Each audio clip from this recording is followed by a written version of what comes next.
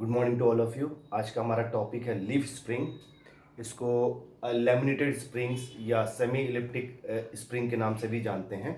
और बेसिकली ये कुछ प्लेट्स से बना रहता है जिनका रेक्टेंगुलर क्रॉस सेक्शन रहता है। इन प्लेट्स को आपस में स्टैक करके, है ना, इनको स्ट्रैप से बांध के इसको एक कंप्लीट असेंबली बनाई जाती है।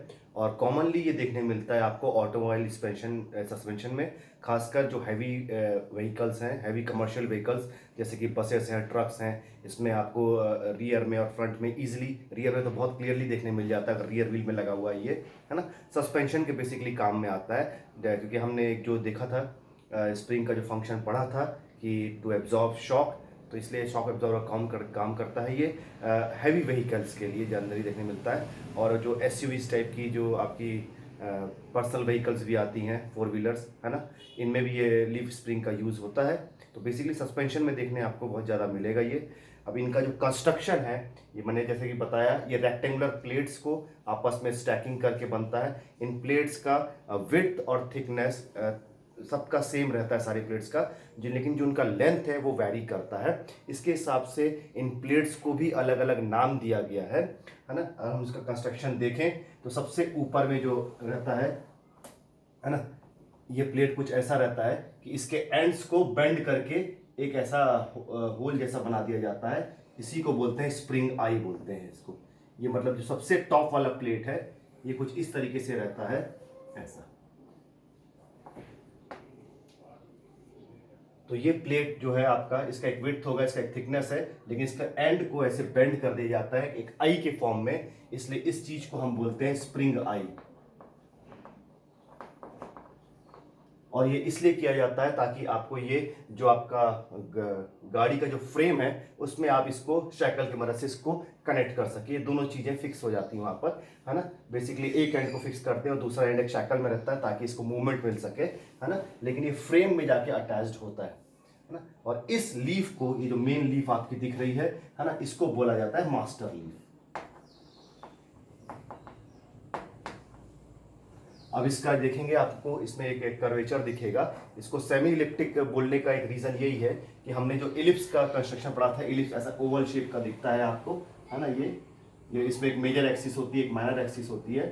तो सेमी इलिप्टिक मतलब इलिप्स का हाफ। तो ये अगर आप ये नीचे वाला पोर्शन एक ले इलिप्स का, ये वाला अगर मैं ये ऊपर वाला हटा दूं तो ये इलिप्स के शेप से ही निकल के कर्वेचर आता है, इसलिए इसको सेमी इलिप्टिक लीफ स्प्रिंग भी बोला जाता है।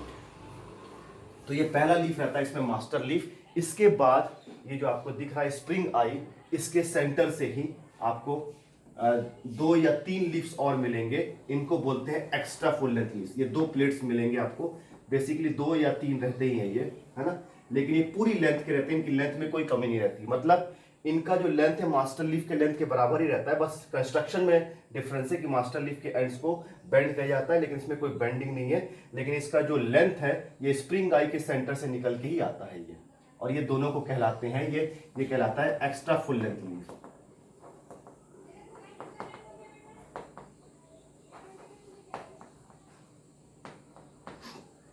ये बेसिकली 2 या 3 होते हैं। इसके बाद जो प्लेट्स लगते हैं इनकी लेंथ अब कम करते जाते हैं, है ना। और जैसे इसका नीचे वाला प्लेट है, इसकी लेंथ कम रहेगी, उसकी लेंथ फिर इसके जस्ट नीचे है, ये और कम हो जाएगी।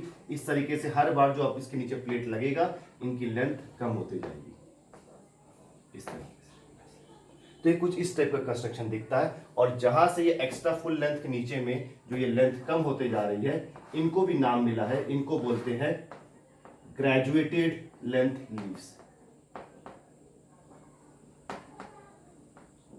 इस तरीके से एक लीफ स्प्रिंग में आपके 3 टाइप के आपको दिख रहेगा, है ना। लीव्स को नेमिंग की जाती है। सबसे ऊपर वाला मास्टर लीफ जो आपका व्हीकल के फ्रेम से कनेक्ट होगा, उसके बाद एक्स्ट्रा फुल लेंथ लीफ, उसके बाद ग्रेजुएटेड लेंथ लीफ से। अब इनको आपस में स्ट्रैप से बांध दिया जाता है ना। ऐसे अलग अलग डिस्टेंस पे कुछ स्ट्रैप्स का यूज करते हुए इनको ऐसा आपस में कनेक्ट कर दिया जाता है, बांध दिया जाता है ना।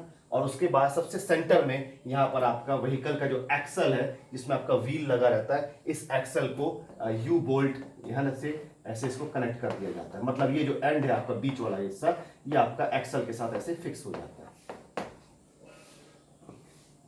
तो ये ऊपर का पोर्शन गाड़ी के फ्रेम के साथ फिक्स हो जाता है और बीच का जो पोर्शन है इसमें गाड़ी का एक्सल आएगा जिसमें व्हील्स कनेक्ट रहेगा और जब भी व्हील्स में बम्प आएगा ये एक्सल ऊपर नीचे होगा तो ये जो स्प्रिंग है जैसे एक्सपांड होके इसको सस्पेंशन का काम करेगा और शॉक्स को एब्जॉर्ब करेगा।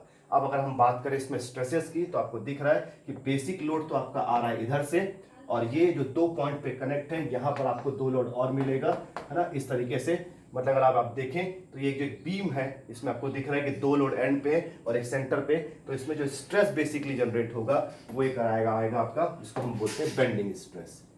तो बेसिकली लीफ स्प्रिंग में बेंडिंग स्ट्रेस जनरेट होता है ना। अब अगर हम नोटेशन की बात करें कि इसको क्या क्या चीज़ हमको देखना है, तो इसमें ये जो स्प्रिंग आई का जो डिस्टेंस है, जो नोटेशन अब यूज़ करने वाले हैं, क्योंकि अब हमको इसके डेरिवेशन एक छोटा सा करना है जिसमें हम इसके स्ट्रेसेस और इसमें क्या डिफ्लेक्शन आ रहा है, इस लोड के कारण क्या डिफ्लेक्शन आता है इनके एंड्स पे, और इनमें क्या, इन प्लेट्स में क्या स्ट्रेसेस जनरेट होते हैं, इसके लिए हमको एक छोटा सा डेरिवेशन करना पड़ेगा।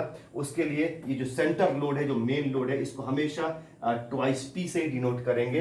अगर न्यूमेरिकल्स में भी कभी भी आपको ये जो लोड दिया रहेगा, सेंट्रल लोड जितना भी न्यूटन दिया रहेगा, तो वो हमेशा ट्वाइस पी रहेगा। इसका मतलब पी की जो वैल्यू है उसको आपको हाफ करना पड़ेगा और ये इसलिए किया जाता है क्योंकि ये ट्वाइस पी आपका यहाँ पर आपको ये रिजॉल्व होके पी और पी दोनों एंड्स पे आपको मिल जाएगा। वैसे ही ये जो स्प्रिंग आई के बीच का डिस्टेंस है इसको भी ट्वाइस एल बोलते हैं, है ना। अब इसको ट्वाइस पी और ट्वाइस एल करने के पीछे एक मकसद है कि जब हम इसका स्ट्रेस का एनालिसिस करेंगे, स्ट्रेस और डिफ्लेक्शन निकालेंगे, तो इसमें आपको 2 चीजें आपको ध्यान रखनी पड़ेंगी करते वक्त। पहली चीज ये कि अगर आप इसको सेंटर से देखें, इस लीफ स्प्रिंग को, कि सेंटर से ये पूरा कनेक्टेड है ना, और उसके एंड पे आपको दिख रहा है, मतलब सेंटर से आप राइट साइड देखें, सेंटर से आप लेफ्ट साइड देखें, तो आपको एक परफेक्टली सिमेट्रिक दिखेगा। इसका मतलब अगर हम इसमें से एक हाफ हटा दें तो आपको दिखेगा कि ये यहाँ से एक जो इसका ब्रॉडर सेक्शन है, यहाँ पर ये चीज फिक्स है और यहाँ पर ये फ्री एंड है जिसपे आपको एक लोड दिखेगा, है ना। अब इस लोड को हम रिमूव कर देंगे, यहाँ पर हम इसको एक्सल के साथ फिक्स कर दे रहे हैं और यहाँ पर आपको एक लोड दिख रहा है। तो इससे हमको एक चीज हमको एज्यूम करने में सहूलियत हो जाएगी, दैट इज हम बोल सकते हैं कि ये कैंटिलीवर बीम के जैसा आपको दिख जाएगा, जिसका एक एंड आपका फिक्स्ड है और एक फ्री एंड पे एक पॉइंट लोड लगा है, और जिसका ये फ्री एंड से डिस्टेंस, अब अगर ये पूरा 2L था तो ये हो जाएगा लेंथ L। इस तरीके से इसको कैंटिलीवर बीम मान के हम इसको एनालिसिस कर सकते हैं। तो आगे जब हम स्ट्रेस और डिफ्लेक्शन का एनालिसिस करेंगे तो इस चीज को ध्यान रखेंगे कि इसको आपको हाफ लीफ स्प्रिंग लेना है ताकि ये कैंटिलीवर बीम जैसा बिहेव करे, ताकि इसके स्ट्रेस और डिफ्लेक्शन के इक्वेशंस हम इजीली डिराइव कर सकें। दूसरी चीज आपको ध्यान देना है कि इसको, इन लीव्स को जब हम एनालिसिस करेंगे तो इसको 2 ग्रुप में हम डिवाइड करेंगे। 2 ग्रुप इसलिए क्योंकि आपको दिख रहा है कि इसमें 3 टाइप के लीव्स हैं, एक मास्टर लीफ है, एक एक्स्ट्रा फुल लेंथ लीफ है और एक ग्रेजुएटेड लेंथ लीव्स है ना। तो इसलिए जो इनके स्ट्रेस और डिफ्लेक्शन के इक्वेशंस हैं थोड़े डिफरेंट आते हैं, क्योंकि इनकी लेंथ वैरी कर रही है, विड्थ और थिकनेस सब में कॉमन रहती है।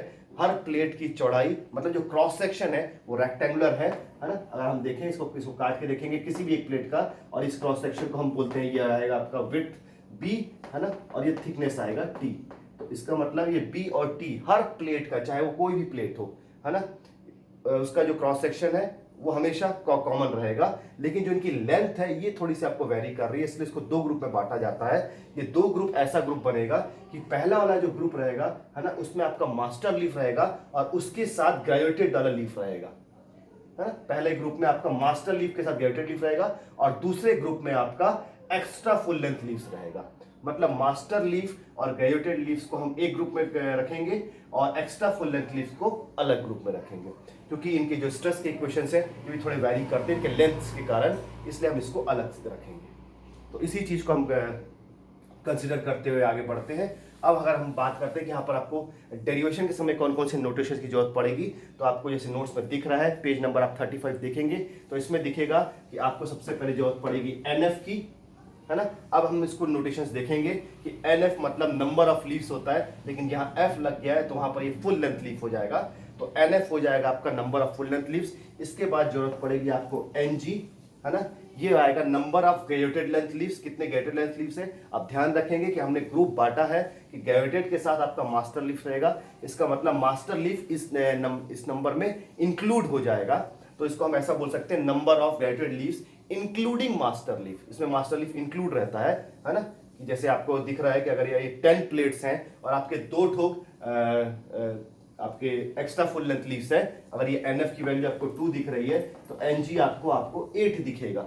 इस 8 में मतलब एक्स्ट्रा फुल लेंथ के नीचे 7 लगा होगा और एक्स्ट्रा फुल लेंथ के ऊपर जो एक मास्टर लीफ है वो आपका 1 हो गया, तो 7 + 1 ये टोटल आपको 8 मिल जाएगा। मतलब NG में आपका दोनों इंक्लूड रहता है, मास्टर लीफ और गाइडेड लीव्स। नेक्स्ट आपका आएगा N, ये होगा टोटल नंबर ऑफ लीव्स, और जैसा कि दिख रहा है ये आपको कहीं पर भी यूज करना पड़ेगा तो NF + NG हो जाएगा, ये आपका total number of leaves. Next आपको मिलेगा B, जैसा कि मैंने बताया था, विड्थ ऑफ ईच लीफ। इसके बाद आएगा T, यह है थिकनेस ऑफ ईच लीफ। इसके बाद L, कैपिटल L की वैल्यू मैंने बताया था कि दो स्प्रिंग आइस के बीच में डिस्टेंस होता है 2L, तो अगर आप ये half length of the spring ले तो ये हम कैंटिलीवर बनाएंगे, तो ये इसलिए लिखा हुआ है कि half length of the spring है।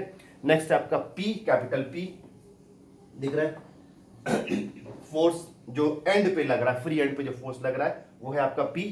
नेक्स्ट है आपका PF, ध्यान रखेंगे है ना, क्योंकि जब हम इसको अलग अलग ग्रुप में बांटेंगे तो जो एंड पे फोर्स लगेगा वो चेंज हो जाएगा। जब हम इसका मास्टर लीफ के साथ ये गाइडेड लीव्स लेंगे तब वो जो बन जाएगा वो PG बन जाएगा, और जब सिर्फ एक्स्ट्रा फुल लेंथ लीव्स पे जो लोड कंसीडर करेंगे तो बन जाएगा PF। तो इस तरीके से PF और PG है फोर्स कैरिंग बाई, या ऐसा लिख सकते हैं force taken by full length leaves और force taken by guided leaves, है ना। तो इस तरीके से आपको ये सब नोटेशन अभी यूज होंगे, ये NF, NG, N, B, T, L, P, PF और PG, ये नोटेशन अब यूज होंगे, और इससे हम स्ट्रेस और डिफ्लेक्शन निकालेंगे। बेसिकली बस ध्यान रखना है कि जो स्ट्रेस निकल के आएगा वो बेंडिंग स्ट्रेस निकल के आएगा, और जो डिफ्लेक्शन का इक्वेशन है वो हम कैंटिलीवर बीम आपका कैसा बिहेव कर रहा है ना, उसके अनुसार ही आपको इसको रिजॉल्व करना पड़ेगा। अब हम पहला ग्रुप लेते हैं, जो आपका पहला ग्रुप है ना, इसको बोल रहे हैं guided leaves including master leaf, है ना। तो ये आपका ग्रुप 1 आएगा, guided leaves including master leaf, और गाइडेड लीव्स है ना। तो इसको ये देखने में कुछ ऐसा दिख रहा होगा आपको, ये नोट्स में ही बना हुआ है, ये सबसे ऊपर में ये मास्टर लीफ है ऐसा, है ना, और उसके बाद गाइडेड लीव्स है तो लेंथ कम होती जाएगी, इस तरीके से बेसिकली दिखेगा आपको, है ना। और इसके एंड पे, है ना, अब अगर गाइडेड लीव्स है तो ये एंड पे आपको दिखेगा, है ना, PG, ऐसा एक लोड लगा हुआ है PG, है ना, और डिस्टेंस ये आपको मिल जाएगा L। तो इस तरीके से तो बेसिक, अगर आप उसमें से एक्स्ट्रा फुल लेंथ लीफ निकाल दें और हाफ लेंथ को कंसीडर करें तो आपका ये पहला ग्रुप बन जाएगा, that is guided leaves including master leaf, ये आपका पहला ग्रुप बन गया। अब जब हम इसका एनालिसिस करेंगे तो ध्यान से देखेंगे इसका, है ना, कि अगर इसको आप सामने से देखें तो इसमें ये जो इनके जो थिकनेस है, आपको बहुत सारे थिकनेस दिखेंगे, विड्थ सबकी कॉमन रहेगी। एनालिसिस करने के लिए ताकि इसके इक्वेशंस इजीली बने, ये एक बीम के फॉर्म में आ जाए। अभी इस बीम का अगर क्रॉस सेक्शन देखें तो यूनिफॉर्म नहीं दिख रहा है, ये आपको ऐसा दिखेगा, है ना। तो इसलिए इसको अगर यूनिफॉर्म करने की कोशिश किया जाए तो इसमें एनालिसिस करते वक्त आपको एक मोड यूज करना पड़ेगा।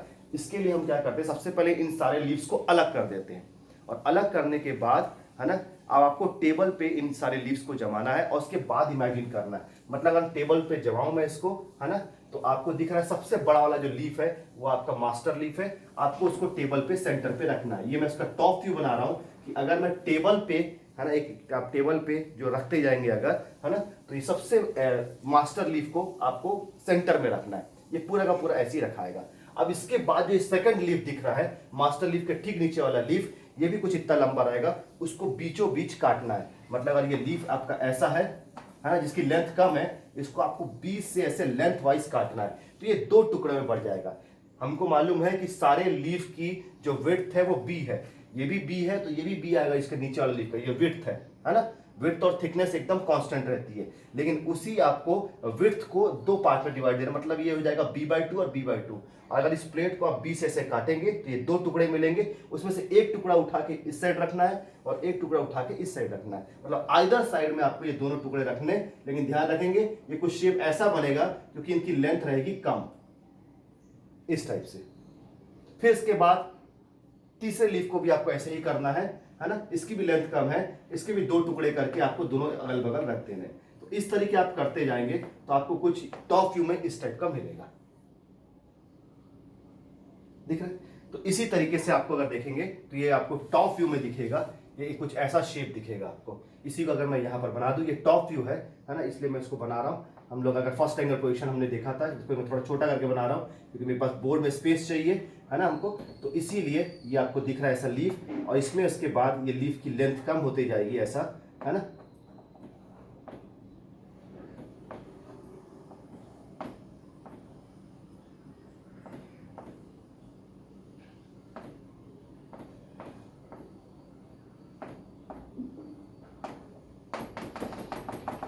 इस टाइप का ये टॉप व्यू दिख जाएगा। अब अगर हम इसको देखें तो इसका जो विड्थ है, ये आपका बी विड्थ था, ये b/2 मतलब ये टोटल आपको विड्थ मिल जाएगा आपको।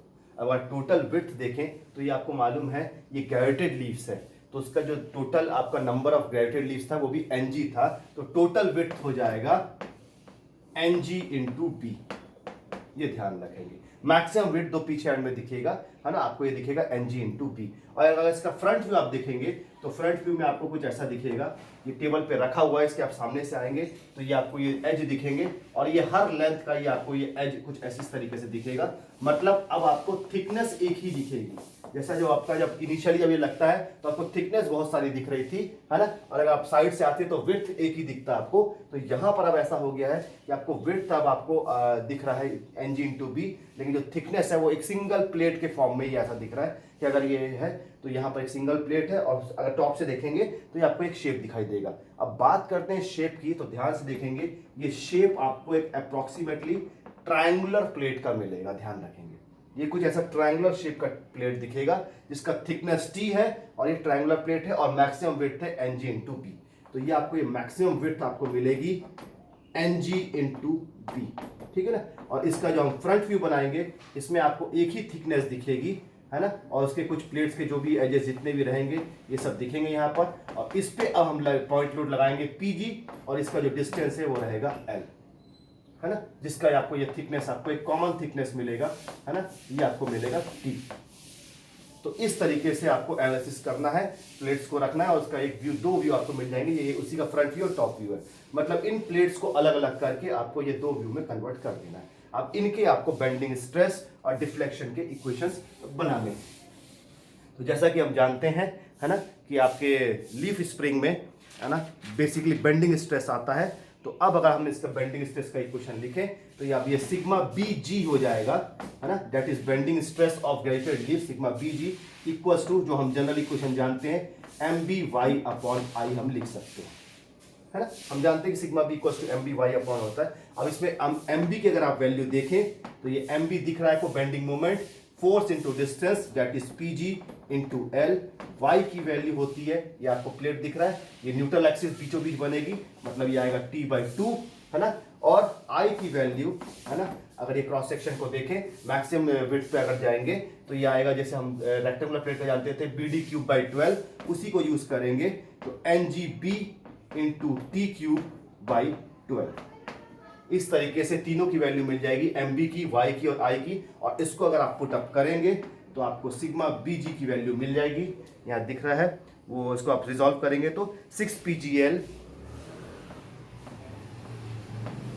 Upon NG BT², NG BT²। इस तरीके से आपको ये आपका डिफ्लेक्शन का पहला इक्वेशन मिल जाएगा ग्रेजुएटेड लीव्स के लिए। तो 6PGL upon NG BT², MB, Y और I की वैल्यूज को आप पुट अप करेंगे तो आपको ये मिल जाएगा। अब हम बात करते हैं इसमें डिफ्लेक्शन की।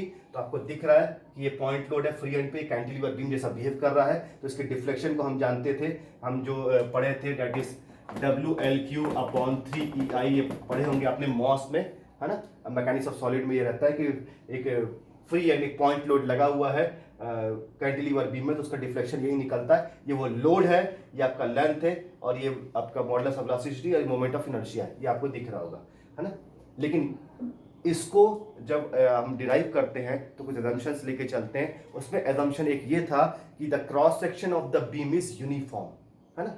तो क्रॉस सेक्शन आपका यूनिफॉर्म है, लेकिन यहाँ पर ये दिख रहा है ये ट्रायंगुलर प्लेट है, इसका क्रॉस सेक्शन यूनिफॉर्म नहीं है। मैंने बताया था कुछ एक ट्रायंगुलर शेप का ऐसा टाइप का आएगा, जिसमें आपको सामने में ये आपका यूनिफॉर्मली वेरिंग क्रॉस सेक्शन दिख रहा है आपको, यहाँ से कम है उसके बाद ये बढ़ते जा रहा है एक लीनियर वे में, है ना, यूनिफॉर्म वे में, इसलिए यूनिफॉर्म वेरिंग क्रॉस सेक्शन है इसका। और मैक्सिमम आपका क्रॉस सेक्शन आपको एंड पे दिख रहा है ना। तो इसलिए इस इक्वेशन को थोड़ा सा हमको मॉडिफाई करना पड़ेगा, ये हो जाएगा ट्वाइस ई आई, बस ये 3 की वैल्यू की जगह 2 हो जाएगा। अगर हम इसी को अब यूज करते हैं तो इसका अगर मैं डिफ्लेक्शन की बात करूं, डेट इज अब इसको बोलूंगा डेल्टा जी, है ना, तो ये आ जाएगा W लोड इसमें लग रहा है PG, है ना, L क्यूब आपका लेंथ वही है अपॉन 2EI।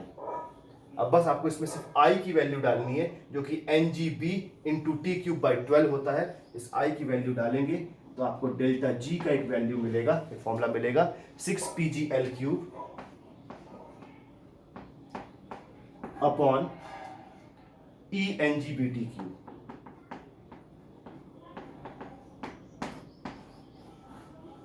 ये मिल जाएगा आपको इक्वेशन नंबर 2।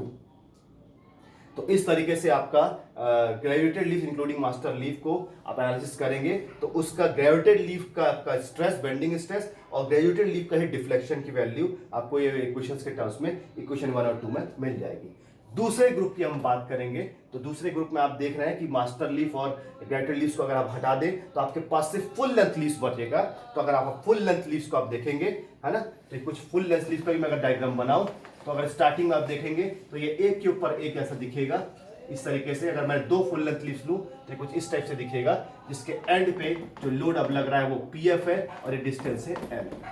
इसका भी एनालिसिस सेम उसी तरीके से करना है आपको। कि सबसे पहले अगर मैं उसका टॉप व्यू बनाऊं तो सबसे पहले आपको ये ऊपर वाला जो लीफ है उसको बिल्कुल वैसी का वैसी सेंटर पे रख देना टेबल पे, इस तरीके से कुछ रखा जाएगा ये, है ना।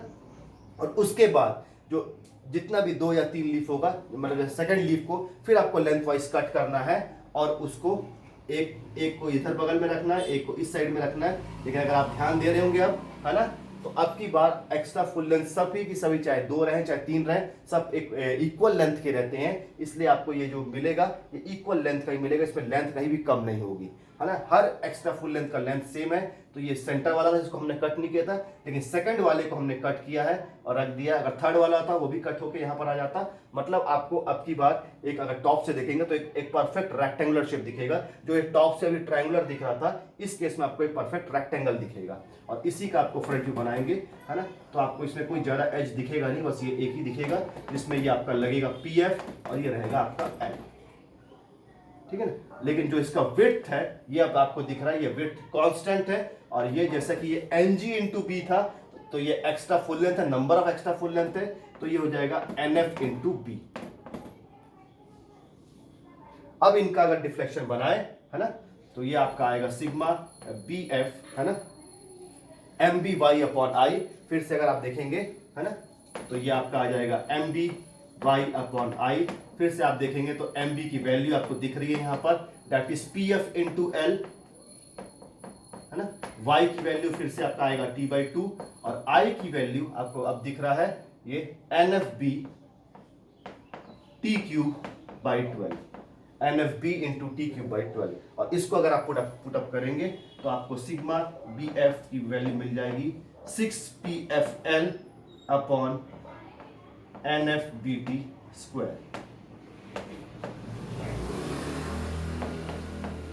ये आपका आ जाएगा इक्वेशन नंबर 3। अब और इसके डिफ्लेक्शन की बात करेंगे तो डिफ्लेक्शन हमने देखा था, है ना, कि कैंटिलीवर बीम का होता है WL3/3EI, लेकिन वो तब होता है जब सा क्रॉस सेक्शन यूनिफॉर्म है। हमने यहाँ पर क्रॉस सेक्शन यूनिफॉर्म नहीं था, ये ट्रायंगुलर था, यूनिफॉर्मली वेरिंग था, इसलिए हमने इसको 2 से रिप्लेस किया था। लेकिन यहाँ पर आपको दिख रहा है ये क्रॉस सेक्शन परफेक्ट यूनिफॉर्म है, इसका विड्थ और थिकनेस, इसलिए अब यहाँ पर हम 3EI ही यूज करेंगे। तो इसी को आप रखेंगे और I की वैल्यू अगर आप रख देंगे इसमें तो आपको ये फाइनली डेल्टा F की वैल्यू जो आपको मिलेगी PgL³, है ना, उस इक्वेशन के हिसाब से रखें अपॉन 3EI ऐसा होगा। और ये I की वैल्यू को आप पुट करके आप सॉल्व करेंगे तो ये आपको डेल्टा F की वैल्यू मिलेगी, यहाँ पर आ रही है 4, बस ये नंबर चेंज होगा, 4PFL³ अपॉन ENFBT³। और ये आएगा इक्वेशन नंबर 4। तो इस तरीके से आप देखेंगे तो ये आपको मिल जाएगा इसका फुल लेंथ लीव्स का। अब अगर दोनों के बेंडिंग स्ट्रेस को आप गौर करेंगे तो दिखेगा दोनों के बेंडिंग स्ट्रेस के जो नोटेशंस हैं वो बस उनके ग्रेजुएटेड के लिए जो हम जी यूज कर रहे हैं और फुल लेंथ के लिए आप एफ यूज कर रहे हैं, बस उसी में चेंज है ना। बाकी सारे नंबर्स और लेटर्स वैसे ही दिखेंगे आपको, बस जो आपको डिफ्लेक्शन है उसमें थोड़ा अंतर दिखेगा, है ना। उसके भी नोटेशंस में चेंज हो गया, बस जो नंबर है वो भी चेंज हो रहे हैं। यहाँ पर ये 6 है और यहाँ पर ये 4 है, तो इस चीज का ध्यान रखेंगे। तो इस तरीके से हम एनालिसिस जब करते हैं, है ना, तो ये दो ग्रुप में बांट के उनके स्ट्रेस और डिफ्लेक्शन के इक्वेशंस को निकालते हैं। तो हमने एनालिसिस तो कर ली जिसमें आपको ये अलग अलग चीजें निकल गई हैं, लेकिन हम बेसिकली हम ध्यान रखते हैं, है ना, कि ये दोनों जो लीव्स हैं, दोनों ग्रुप्स हैं, ये एक असेंबली होकर ही काम करते हैं, है ना। हमने इसको भले ही अलग अलग किया है, लेकिन जब ये आपके व्हीकल में लगेगा ये लीफ स्प्रिंग, है ना, तब एक असेंबली के रूप में लगेगा और सारे लीव्स आपस में कनेक्टेड रहेंगे। इसका मतलब जब ये वर्क करना चालू करेगा, जब भी आपका एक्सल से लोड आएगा और इसमें जो एंड्स पे आपको लोड महसूस होगा, जब भी ये चीज वर्क करना चालू करेगा, तो एक चीज आपको कॉमन मिलेगी, वो होती है डिफ्लेक्शन, है ना। इस सारे लीव्स में डिफ्लेक्शन, जैसे आपको दिख रहा है कि यहाँ पर हमने अलग अलग स्ट्रेस दिखाया है, अलग अलग डिफ्लेक्शन दिखाया है, लेकिन एक चीज तो आपको कॉमन हमेशा दिखेगी। ये एक बहुत बेसिक चीज है कि जब एक असेंबली होकर काम कर रही है, तो जब भी लोड लगेगा तो सारे प्लेट्स में डिफ्लेक्शन एक ही आएगा, चाहे वो फुल लेंथ का हो, चाहे ग्रेजुएटेड का हो, चाहे मास्टर लीव का हो, है ना। तो इसीलिए नेक्स्ट हम इसको इसके केस में करेंगे। आपको लिखा है कि अब आपका डिफ्लेक्शन को आपको आपस में इक्वेट करना है यहाँ पर, है ना। तो ग्रेजुएटेड लीफ और डेल्टा एफ मतलब delta G equals to delta F को आपको आपस में इक्वेट करना पड़ेगा, है ना। और इसके ऊपर लिखना पड़ेगा कि after the assembly the deflection of graduated leaves will be equal to the deflection of full length leaves, hence equating delta G equals to delta F. और ये दोनों के इक्वेशंस आप रखेंगे, है ना। तो आपको दिख रहा है कि ये आपको अगर 6 PgL क्यूब ENGBT इसको रखेंगे तो आपको जो कॉमन चीजें वो कैंसिल हो जाएंगी, जैसे L क्यूब आ जाएगा, EBT क्यूब आपको मिल जाएगा, है ना। तो यहां पर आपको सिर्फ मिलेगा, है ना, देखा जाए तो 6 PgNg ऐसा कुछ दिखेगा, इक्वल्स टू 4 PF/NF, ये कुछ इस टाइप से दिखेगा आपको। और इसी को आपको अगर सॉल्व करेंगे PG/PF करके, है ना, PG/PF, तो ये आपको दिखेगा ट्वाइस Ng/3NF, ये आपको एक रिलेशन मिलेगा PG और PF के बीच में, ठीक है ना। और इसी क्वेश्चन को हमने दिया है क्वेश्चन नंबर 5, है ना। लेकिन एक चीज और होती है कि जब आपकी असेंबली हो जाती है तो एंड पे जो लोड लगता है वो P लगता है। इसका मतलब हमने लोड को अलग अलग लिखा था, तो इसका मतलब एक और चीज आपको मिलेगी कि PG plus PF equals to P हो जाएगा, है ना। ये आपको मिल जाएगा इक्वेशन 6, ठीक है। अब हमको PG और PF की वैल्यू निकालना है P के टर्म्स में, क्योंकि बेसिकली हमको लीफ स्प्रिंग में देखे थे कि जो आपको एक्सल में जो लोड रहता है वो आपका ट्वाइस P रहता है, 2 टाइम्स P रहता है, और वही आपका डिवाइड होके P और P मिलता है, दोनों साइड कॉमन P रहता है उसके एंड्स ऑफ लीफ स्प्रिंग में। पर कहीं पर PG और PF नहीं रहता है, वो तो हमने एनालिसिस के लिए हमने PG और PF लिखा था। तो हमको अब PG और PF ये दोनों लोड्स की वैल्यू P के टर्म्स में चाहिए, इसलिए हम ये चीज कैलकुलेशंस कर रहे हैं, है ना। तो आपको यहाँ पर दिख रहा है ये दो अननोन है PG और PF, और आपके इसलिए दो इक्वेशंस है 5 और 6। आपको बस ये आपस में सॉल्व करना है 5 और 6 को, ताकि आपको PF और या PG के टर्म्स में आपको मिल जाए। तो जैसा कि मेरे को पहला PF की वैल्यू मिल रही है जो आ रही है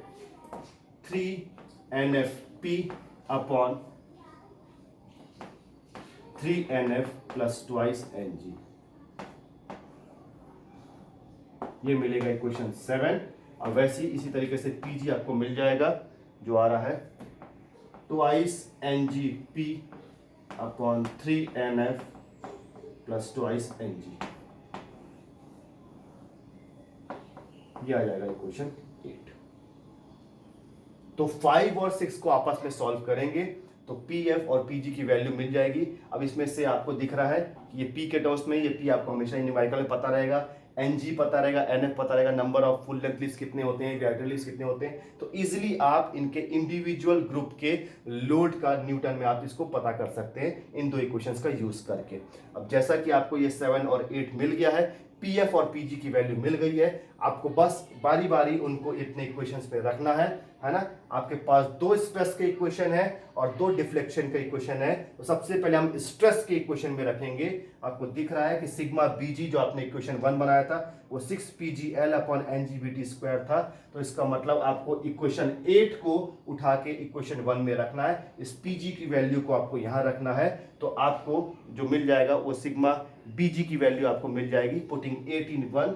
तो ये मैं सिग्मा बीजी की वैल्यू लिख रहा हूं यहाँ पर, है ना, जो आपके डेटा बुक में भी दिया हुआ है। ये आएगा आपका 12pl upon BT square 3nf plus twice NG, कुछ इस तरीके से मिलेगा आपको, है ना। और इसको हमने दिया इक्वेशन नंबर 9। तो हमने 8 को उठा के 1 में रखा था क्योंकि इसमें पीजी की वैल्यू थी। उसी तरीके से आप फुल लेंथ का आप स्ट्रेस का इक्वेशन देखेंगे, इसमें पीएफ यूज हो रहा है, मतलब 7 को आपको 3 में डालना है ना। तो उसको आपको फुल लेंथ का भी आपको इक्वेशन मिलेगा। ये कुछ आएगा 18pl upon BT square 3nf plus twice NG. ये आएगा इक्वेशन 10। तो हमने इक्वेशन 1 और 3 को यूज कर लिया है। वो 7 और 8 को हमने उठा के बारी बारी में डाला है। तो आपको फाइनल ग्रेजुएटेड लीव्स पे लगने वाला स्ट्रेस और फाइनल आपका फुल लेंथ पे लगने वाला स्ट्रेस की वैल्यू मिल जाएगी। ये उन टर्म्स में मिलेगी जो हमको न्यूमेरिकल में जनरली पता रहेगा। आपको पी की वैल्यू, एल की वैल्यू, बीटी, है ना, एनएफ, एनजी, ये सब सारे टर्म्स हमको न्यूमेरिकल में पता रहते हैं। इसलिए हम ग्रेजुएटेड लीव्स का बेंडिंग स्ट्रेस इजीली और कैलकुलेट कर सकते हैं, वैसे फुल लेंथ लीव्स का भी। हाँ, जो बात करेंगे अब डिफ्लेक्शन की, तो हमने पहले यहां पर मान के चला था कि डिफ्लेक्शन जब असेंबली हो जाती है तो वो सेम आती है। तो इसका मतलब डिफ्लेक्शन तो एक ही निकलेगा आपका, है ना। चाहे आप अपना ग्रेजुएटेड लीव्स का डिफ्लेक्शन का यूज कर लें, चाहे फुल लेंथ का यूज कर लें, डिफ्लेक्शन की वैल्यू आपको एक डेल्टा ही मिलेगी। तो इसका मतलब लेकिन डेल्टा जी में पीजी है और वैसी डेल्टा एफ में पीएफ है आपकी बात, जैसा कि आपने स्ट्रेस में भी देखा था। तो आपको किसी एक को रखना है ना। अगर आप इक्वेशन 7 यूज कर रहे हैं जो कि पीएफ का है, तो 7 को आपको 4 में रखना पड़ेगा, है ना। या तो फिर अगर आप पीजी यूज कर रहे हैं 8 को, तो इसको आपको 2 में रखना पड़ेगा। आप किसी भी एक वैल्यू को आप रखें, है ना, आपको चीज वही मिलेगी, है ना, कि आप पीएफ को उठा के आप अगर यहां पर रखें इक्वेशन 4 में, या पीजी को उठा के आप इक्वेशन 2 में रखें, किसी एक को भी आप रखेंगे तो आपको एक ही कॉमन डिफ्लेक्शन डेल्टा मिलेगा, है ना। ये डेल्टा का आता है 12pl cube EBT cube 3nf plus twice NG. ये है इक्वेशन 11। तो इस तरीके से फाइनल जो स्ट्रेसेस हैं, जो एक लीफ स्प्रिंग में स्ट्रेस आते हैं, है ना, उसमें ग्रेजुएटेड लीफ में कौन से स्ट्रेस आ रहे हैं, फुल लेंथ में कौन से स्ट्रेस आ रहे हैं, और फाइनल जो इनका डिफ्लेक्शन का वैल्यू है वो क्या आ रहा है, ये आपको मिल जाएगा। ये 3 इक्वेशंस आपके डेटा बुक में दिए हुए हैं, पेज 10.17, ये नोट्स में भी आपको लिखा होगा, है ना, वहां से आपको ये वैल्यूज मिल जाएगी। तो ये जो प्रोसेस है, ये प्रोसेस करके हम एनालिसिस करके हमको चीजें मिलती हैं, है ना, और इनके तीनों के इक्वेशंस आपको दिख जाएंगे, स्ट्रेसेस के और डिफ्लेक्शन के इक्वेशन को। इस टाइप से आपका एक डेरिवेशन है ना, इसी को हमको यूज करते हुए इनको निकालना मेरे डेटा बुक में आपको दिया हुआ। ठीक, आज के लिए इतना ही, थैंक यू।